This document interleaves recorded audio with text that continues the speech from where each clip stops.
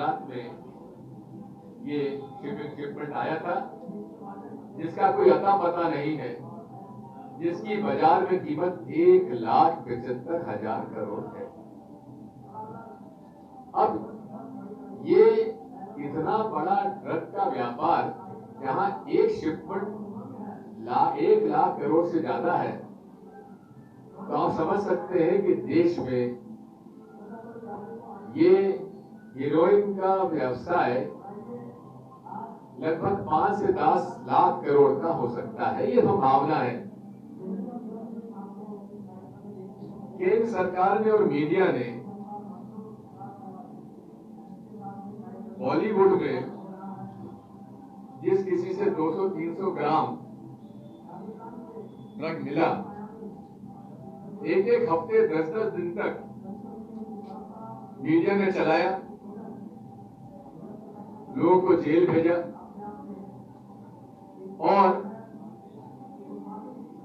बहुत बड़ा उसको केस बनाया। लेकिन जो स्थान 300-400 ग्राम ड्रग को मिला, वो 3,000 किलो और 25,000 किलो हेरोइन को मीडिया ने नहीं दिया। और उसके बाद उन लोगों को तो जेल हुई, और जहां enforcement directorate, NIA, IT, CBI बड़े बड़े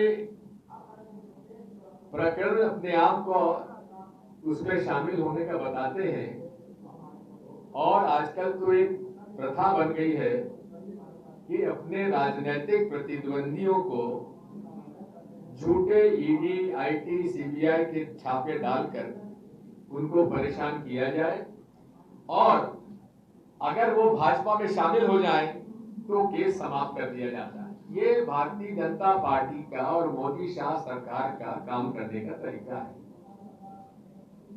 केंद्र सरकार ने जो 21,000 करोड़ का हीरोइन पकड़ा है, उसको नेशनल इन्वेस्टिगेटिव एजेंसी को सौंप दिया। अब नेशनल इन्वेस्टिगेटिव एजेंसी वो है जिसने हर भारतीय जनता पार्टी का विरोध जो से संबंधित आरोपियों को बरी करवाया है।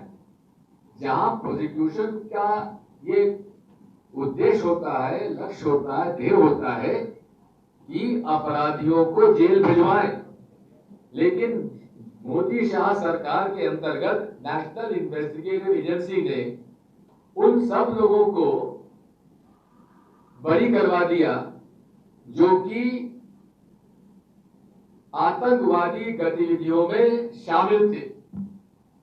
और उसमें चाहे आपके अजमेर दरगाह शरीफ पर बॉम्ब ब्लास्ट हुआ हो, उसके अपराधी, चाहे मालेगांव में 2-2 बार ब्लास्ट हुए, उसके अपराधी, चाहे मक्का मस्जिद हैदराबाद के अपराधी, चाहे समझौता एक्सप्रेस में हुए बॉम्ब ब्लास्ट के अपराधी, या मोड़ासा गुजरात में हुए अपराधी।